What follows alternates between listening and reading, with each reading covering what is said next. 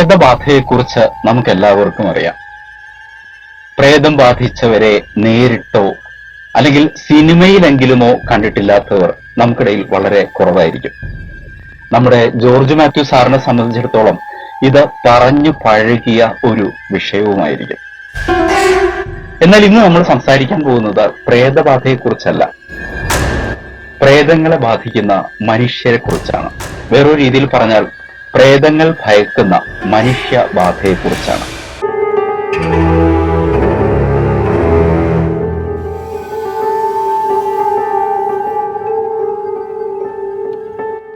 മനുഷ്യബാധയേറ്റ പ്രേതങ്ങളെ real ലൈഫിൽ കണ്ടിട്ടുള്ളവർ വളരെ വിരളമായിരിക്കും. എന്നാൽ നാടോടി കഥകളിലും മിത്തോളജിയിലും നമ്മൾ കുട്ടിക്കാലത്തൊക്കെ ധാരാളം വായിച്ചിട്ടുള്ള അമർചിത്ര കഥകളിലുമൊക്കെ ഇത്തരം കുട്ടിഭൂതങ്ങളെ കുറിച്ച് മനുഷ്യന്റെ നിയന്ത്രണത്തിലുള്ള ഗോസ്റ്റുകളെ കുറിച്ച് ധാരാളം പരാമർശങ്ങളുണ്ട്. നമ്മൾ മലയാളികൾക്ക് ഏറ്റവും അധികം കണക്ട് ആകുന്നത് മായാവി ആയിരിക്കും. മായാവിയുടെ കഥയിൽ രാജുവിനും രാധയ്ക്കും മായാവി എന്ന ഭൂതം നൻപനായിരുന്നെങ്കിൽ കുട്ടൂസനും ഡാങ്കിനിയും മായാവിയെ വേട്ടയാടി കുപ്പിയിലാക്കാൻ നടക്കുന്നവരാണ്. ഇതേ കഥയിൽ തന്നെ നമുക്കെല്ലാവർക്കും സുപരിചിതമായ ലുട്ടാപ്പി എന്ന വേറൊരു കുട്ടിഭൂതവുമുണ്ട്. ഇതിപ്പോ ഇന്റർവ്യൂവിനേക്കാളും വലിയ ഇൻട്രോ ആകുമോ എന്ന പേടിയുണ്ട്. നമുക്ക് സാറിനോട് ചോദിക്കാം. സാർ, ഇതിന്റെ പോസിബിലിറ്റീസ് എത്രത്തോളമാണ്? മനുഷ്യന് ഇങ്ങനെ ഈ ഗോസ്റ്റിനെ നിയന്ത്രണത്തിലാക്കി അവന് ഇഷ്ടമുള്ള കാര്യങ്ങളൊക്കെ ഈ ഗോസ്റ്റിനെ കൊണ്ട് ചെയ്യിപ്പിക്കാൻ സാധിക്കുമോ? വലിയൊരു റേഞ്ച് ആണ് ഇവിടെ ഉള്ളത്. ഇവരത്തെ നമ്മുടെ സെർവന്റും ഉപാസനമൂർത്തി മാസ്റ്ററും അതിന് ഭക്തി അല്ലെങ്കിൽ ഭക്തി യോഗം എന്നൊക്കെ പറയാം. ഇപ്പൊ നമ്മള് ദൈവത്തെ പ്രസാദിപ്പിച്ച് ദൈവം പ്രസാദിക്കുകയാണെങ്കിൽ നമുക്ക് എന്തെങ്കിലും ഇട്ടുതരും എന്നുള്ള ഒരു വിശ്വാസം. ഇങ്ങേ അറ്റത്ത് നമ്മൾ ഏതെങ്കിലും ഒരു സ്പിരിറ്റിനെ വശംവദനാക്കി നമ്മളുടെ തൊൽപ്പടിക്ക് നിർത്തി അതിനെന്തെങ്കിലും അത്യാവശ്യമെങ്കിൽ കൊടുത്ത് അതിനെ കൊണ്ട് കാര്യങ്ങൾ സാധിക്കുക എന്നുള്ളത്. എനിക്ക് പെട്ടെന്ന് ഓർമ്മ വരുന്നത് ഈ വനങ്ങളിൽ കേരളത്തിൽ മാത്രമല്ല വെളിയിലും ആദിവാസികൾക്കൊരു സമ്പ്രദായമുള്ളത്, അവരിങ്ങനെ ഒരു ദൈവത്തെ സങ്കല്പിച്ച് വെക്കുന്നു, പിന്നെ അതിനെന്തെങ്കിലുമൊക്കെ കൊടുത്തുകൊണ്ടിരിക്കുന്നു. അത് കള്ളോ ഇറച്ചിയോ ഒക്കെ ആയിരിക്കാം. പിന്നെ ഇവർക്ക് എന്തെങ്കിലും ആവശ്യമുണ്ടെങ്കിൽ ഇവര് ചീത്ത വിളിക്കുകയാണ്. ഉദാഹരണമായിട്ട് എൻ്റെ ഒരു സുഹൃത്തിന്റെ വീട്ടിൽ ആനയുണ്ടായിരുന്നു. ആന കാട് കയറിപ്പോയി. അപ്പൊ ഈ ആനയെ പിടിക്കാനായിട്ട് ഒരു ആദിവാസിയെ കൂടെ കൂട്ടി. അപ്പൊ ആദിവാസി പറഞ്ഞ് എനിക്കൊരു ഉപാസന മൂർത്തിയുണ്ട്, ദൈവമുണ്ട്, ആ ദൈവത്തിന് പ്രീതിപ്പെടുത്തിയാൽ ആനയെ കാണിച്ചു തരുവാണ്. അപ്പോൾ ശരിയെന്ന് പറഞ്ഞ് ഇവരെല്ലാം കൂടെ ആദിവാസിയുടെ ഉപാസന മൂർത്തിയുടെ അടുത്ത് പോയി. ആദിവാസി അവിടെ ചെന്ന് ചീത്ത വിളിക്കുകയാണ്, ഞാൻ നിനക്ക് അത് തന്നില്ല, ഇത് തന്നില്ലേ, ഇപ്പൊ മര്യാദയ്ക്ക് എനിക്ക് ആനയെ കാണിച്ചു തരണം എന്നൊക്കെ പറഞ്ഞ് അവസാനം ഇയാൾ പറഞ്ഞു ആനയെ കിട്ടും, ദൈവം കാണിച്ചു തരും. എൻ്റെ ആനയെ കിട്ടുകയും ചെയ്തു. അപ്പോൾ ഇത് ഇങ്ങനെ ഒരു സമ്പ്രദായം, അതായത് നമ്മളൊരു ദൈവത്തിനെ പിടിച്ചു വെച്ച് നമ്മളുടെ ചൊൽപ്പടിയിലാക്കി ഇങ്ങനെ ഓരോ കാര്യങ്ങളിൽ സാധിക്കുക എന്നുള്ളത്. പിന്നെ ഈ അറബി നാടുകളിൽ ജിന്നെന്നൊരു വിശ്വാസമുണ്ട്. ജിൻ സേവ എന്നാണ് പറയുന്നത്. ഇപ്പൊ അലാവുദ്ദീനും അത്ഭുത വിളക്കും എന്ന് പറയുന്നൊരു കഥ ഉണ്ട്. അപ്പോ ഈ ജിൻ എന്ന് പറയുന്നതിന് ജിന്നിനെ ഉപാസിക്കാനായിട്ട് ചില രീതികളൊക്കെ ഉണ്ട്. നമ്മളിങ്ങനെ 10-40 ദിവസം വനത്തിലെവിടെയെങ്കിലും പോയിരുന്ന് ഇങ്ങനെ ധ്യാനിക്കുമ്പോൾ നമ്മുടെ മുമ്പിൽ ജിന്ന് പ്രത്യക്ഷപ്പെടും.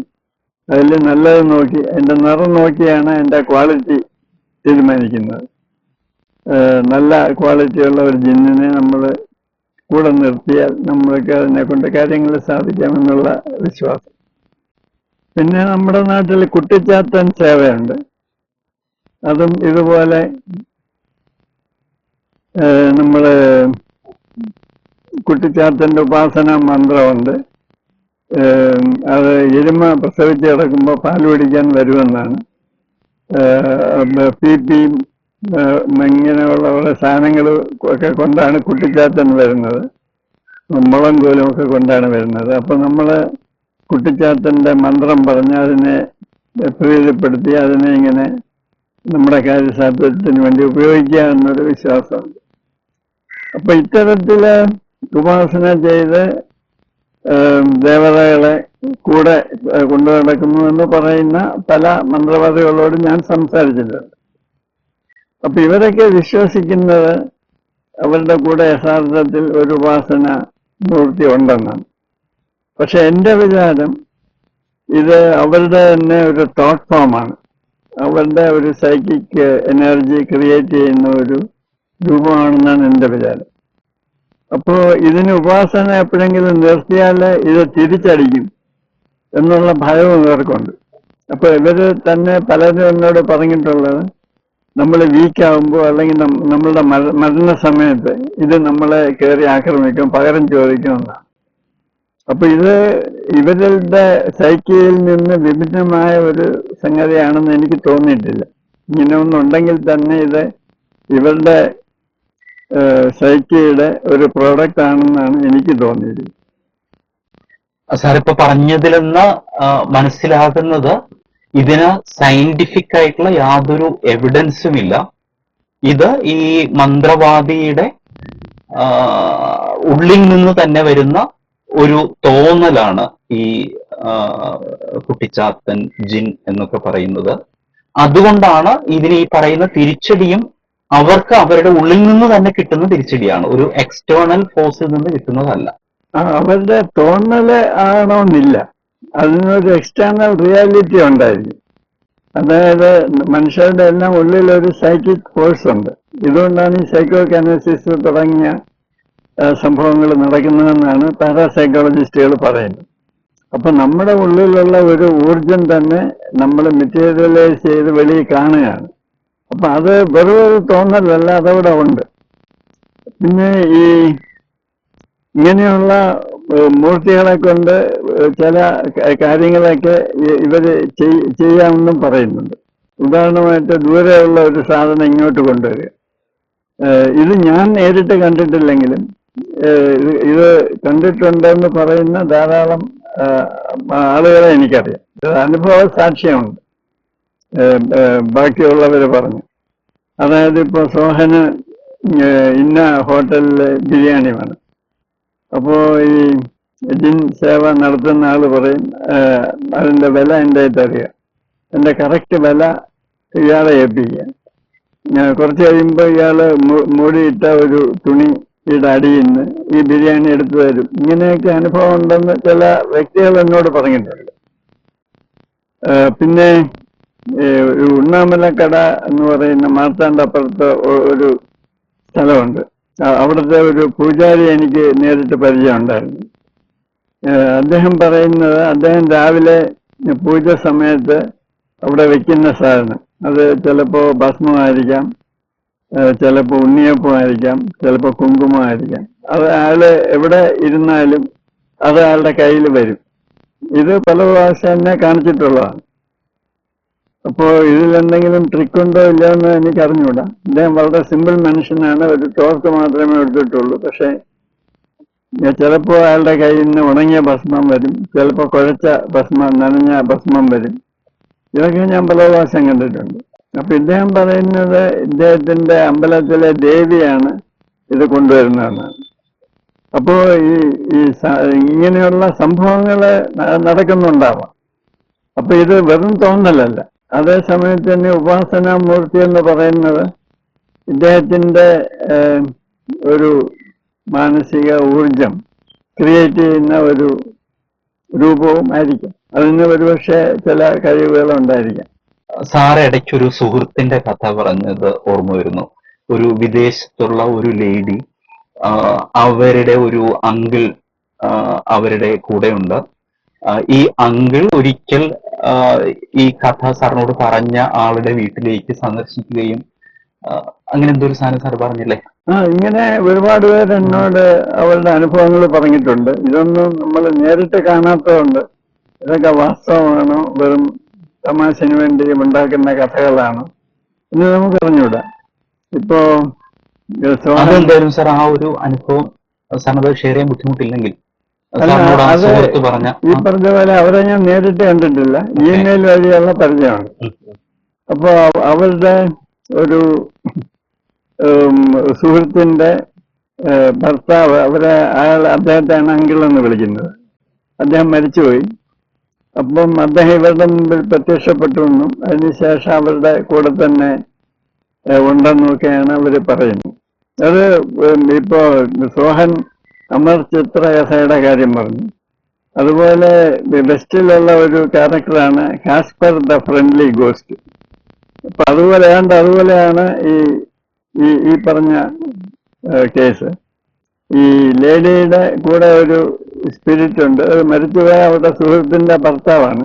പക്ഷേ ഈ സ്ത്രീ അയാളുടെ സ്പിരിറ്റിനെ പിടിച്ചു വെച്ചിരിക്കുകയല്ല, അയാൾക്ക് തോന്നുമ്പോ വരും, അയാൾക്ക് തോന്നുമ്പോ പോവും. ഈ കാസ്പർ ദ ഫ്രണ്ട്ലി ഗോസ്റ്റ് എന്ന് പറയുന്ന പോലെ ഇവർ സുഹൃത്തുക്കൾ പോലെയാണ് എന്നാണ് ലേഡി ക്ലെയിം ചെയ്യുന്നത്. അതായത് ആരും ആരുടെയും നിയന്ത്രണത്തിലല്ല. അല്ല, അവര് സുഹൃത്തുക്കളാണ്. പക്ഷെ ഒരാള് സ്പിരിറ്റാണ്, ഇവര് ജീവനുള്ള സ്ത്രീയാണ്. അപ്പൊ ഇയാളെ സാധാരണഗതിയിൽ ബാക്കിയുള്ളവർക്ക് കാണാൻ സാധിക്കില്ല, ഇവർക്ക് മാത്രമേ കാണാൻ പറ്റുള്ളൂ. പക്ഷെ ഇത് വെറും ഇമാജിനേഷൻ അല്ല എന്നുള്ളതിന് ഇവർ ഒരുപാട് തെളിവുകളൊക്കെ പറയുന്നുണ്ട്. ഇതൊക്കെ ഇമെയിൽ വഴിയാണ്. ഞാൻ അതിലെന്തെങ്കിലും ഒരു തെളിവ് എന്താ സാർ നമുക്ക് പറയാൻ പറ്റുന്നത്? ഈ സ്ത്രീ ഒരു വിദേശ രാജ്യത്താണ്.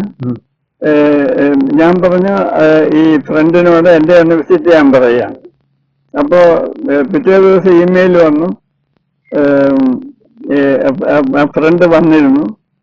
എന്റെ ബെഡ്റൂമിന്റെ തൊട്ടടുത്ത് ഒരു അത്തിമരമുണ്ട്, അത് വൈകുന്നേരം ആകുമ്പോൾ അത് ഫ്രൂട്ട് ബാറ്റ്സ് അത്തിപ്പഴം തിന്നാൻ വരും. പക്ഷേ ഈ ഫ്രൂട്ട് ബാറ്റ്സ് മനുഷ്യരെ ഉപദ്രവിക്കില്ല, അതുകൊണ്ട് എനിക്ക് ശല്യമൊന്നുമില്ല എന്നൊക്കെ പറയുന്നു. അത് ഇവര് ചിലപ്പോ എന്റെ വീടിന്റെ വീഡിയോ കണ്ടതാണോ എന്നൊന്നും എനിക്കറിയാൻ പാടില്ല. സാർ, അതുപോലെ നമ്മുടെ ഈ വിഷയവുമായി ബന്ധപ്പെട്ട ചില സ്പിരിച്വൽ റിച്വൽസ് ഒക്കെ ഉണ്ടല്ലോ. പ്രധാനമായിട്ടും നമ്മുടെ നാട്ടിൽ തന്നെ ധാരാളമായിട്ടുള്ള ഈ ബാധ കയറിത്തുള്ളുക, ഈ ഷമാനിക് ഹീലിംഗ് പോലുള്ളവയൊക്കെ ഉണ്ടല്ലോ. അതിനെക്കുറിച്ചൊക്കെയുള്ള സാറിന്റെ ഒരു വിലയിരുത്തൽ എന്താണ്? ഇതിനെന്തെങ്കിലും ശാസ്ത്രീയമായ അടിത്തറയുണ്ടോ? അതിനെന്തെങ്കിലും ശക്തിയുണ്ടോ?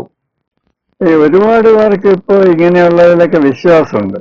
ഉദാഹരണമായിട്ട് വർക്കലയിൽ ഒരു സ്ത്രീയുണ്ട്, അവര് ഷമാനിക് ഹീലിംഗ് പ്രാക്ടീസ് ചെയ്യുന്നുണ്ട്. അപ്പോൾ അവരുടെ അടുത്ത് ധാരാളം ആളുകൾ, വിദേശികളും നാട്ടുകാരും ഒക്കെ പോകുന്നുണ്ട്. അപ്പൊ അവര് പോർച്ചുഗലിൽ നിന്നുള്ള ലേഡിയാണോ? ഇറ്റലിയാണ്. ഓക്കെ. അപ്പോ അവര് ഇങ്ങനെ സാധാരണ നമ്മൾ എന്താ അസുഖമായിട്ട് പോയാലും അവര് ഷമാനിക് ഹീലിംഗ് എന്നുവെച്ചാൽ ആദിവാസി മന്ത്രവാദമാണ് അവർ ചെയ്യുന്നത്. അവര് സൗത്ത് അമേരിക്കയിലോ മറ്റോ പോയി പഠിച്ചതാണ്. പിന്നെ പൗർണമി ദിവസം പ്രത്യേകമായിട്ട് ഗ്രൂപ്പായിട്ടുള്ള ഹീലിംഗ് ഉണ്ട്. എല്ലാവരോടും കണ്ണടച്ച് കിടക്കാൻ പറയും. അവരിങ്ങനെ ഒരു മണി അടിച്ച് ഇങ്ങനെ എല്ലാവരുടെയും സൗണ്ട് ഹീലിംഗ്. അപ്പോൾ ഇത് പ്രത്യേക അനുഭൂതി ഉണ്ടായെന്നൊക്കെ ചിലർ പറയുന്നു, ചിലർ അസുഖം മാറിയെന്ന് പറയുന്നു. ഇതൊക്കെ ഒരു സജഷന്റെ എഫക്റ്റ് ആണോ, അവരുടെ വെറും ഇമാജിനേഷൻ ആണോ എന്നൊന്നും നമുക്ക് തിരിച്ചറിയാൻ പറ്റില്ല. അപ്പൊ നമുക്ക് ശക്തമായ വിശ്വാസം ഉണ്ടെങ്കിൽ ചിലപ്പോൾ എന്തെങ്കിലുമൊക്കെ എഫക്റ്റ് ഉണ്ടായെന്നും വരാം. സാറി പറഞ്ഞ ഈ സൗണ്ട് ബാത്തോ അങ്ങനെ എന്തോ ആണത് പറയുന്നത് തോന്നുന്നു. അത് ഞാൻ ഒരിക്കൽ അറ്റൻഡ് ചെയ്തിട്ടുള്ളതാണ്. ഞാൻ കുറച്ച് സുഹൃത്തുക്കളുടെ ഇതേ ലേഡിയുടെ അടുത്ത് തന്നെ.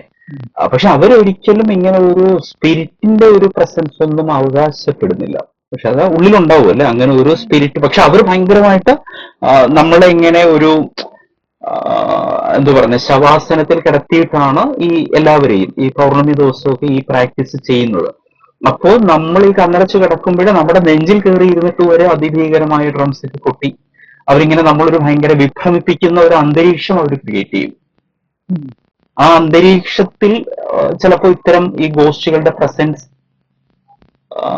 ഫീൽ ചെയ്യുമോ? എങ്ങനെയാണ്? പൊതുവെ ആദിവാസികള് പല ട്രൈബ്സും അവരുടെ അൻസെസ്റ്റേഴ്സിനെയാണ് ഇൻവോക്ക് ചെയ്യുന്നത്. അപ്പൊ ചിലര് മത ദൈവങ്ങളെ ആയിരിക്കാം. അപ്പൊ ഇവരുടെയൊക്കെ ഒരു ഇന്റർമീഡിയസി കൊണ്ടാണ് ഹീലിംഗ് നടക്കുന്നതെന്നാണ് ഇവർ പൊതുവെ വിശ്വസിക്കുന്നത്. അപ്പൊ ഇത് അവരുടെ വിശ്വാസമായിരിക്കാം. ചിലപ്പോൾ ഒരു സൈക്കിക് ഫീൽഡ് ഉണ്ടാകാൻ സാധ്യതയുണ്ട്. ഈ പല ആളുകൾ ഇങ്ങനെ ഒരുമിച്ച് ഒരു പരിപാടിയിൽ പങ്കെടുക്കുമ്പോൾ ഒരു സൈക്കിക് ഫീൽഡിന്റെ എഫക്റ്റ് കൊണ്ട് എന്തെങ്കിലും രോഗശാന്തിയൊക്കെ ഉണ്ടായിക്കൂടുന്നില്ല. സാർ, അത് വെറും ഒരു വിശ്വാസമാണോ, അതോ ഈ ഒരു പ്രേതം അല്ലെങ്കിൽ ഈ ഗോസ്റ്റ് എന്റെ നിയന്ത്രണത്തിലുണ്ട് എന്ന് കരുതുന്നത് ചില മനുഷ്യരുടെ ഒരു സൈക്കോളജിക്കൽ അല്ലെങ്കിൽ ഒരു ന്യൂറോളജിക്കൽ കണ്ടീഷൻ ആണോ? ഇപ്പൊ ഒരുപാട് പുസ്തകങ്ങളുണ്ട്. ബയോളജി ഓഫ് ബിലീഫ് എന്നും പറഞ്ഞൊരു പുസ്തകമുണ്ട്.